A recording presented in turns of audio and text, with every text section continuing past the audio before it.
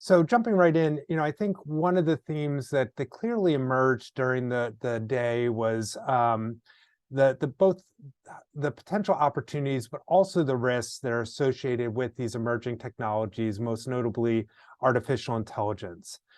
For example, on the positive side, these technologies can really give us the data and insights needed to serve as true business leaders and to unlock the potential that exists across all areas of HR, from talent acquisition to learning to the employee experience.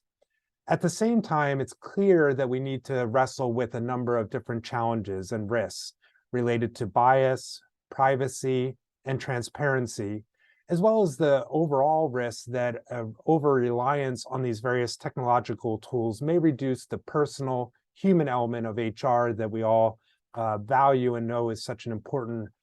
aspect of the function.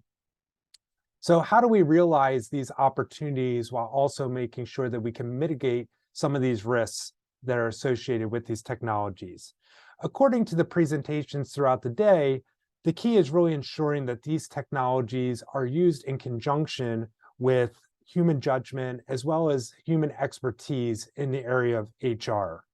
So this kind of, first tension I put up against, machine versus human, I think it's often the way we think about these technologies at first glance. But what was really insightful to me as we listened to the various presenters is I think it's less a question of machine versus human and more of a question around machine and human, and how do we really align what we do in HR with the potential that these technologies hold.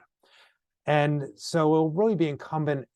among all of us working in the HR function to oversee these tools and to decide when and how they can be used to do the most good and the least amount of harm.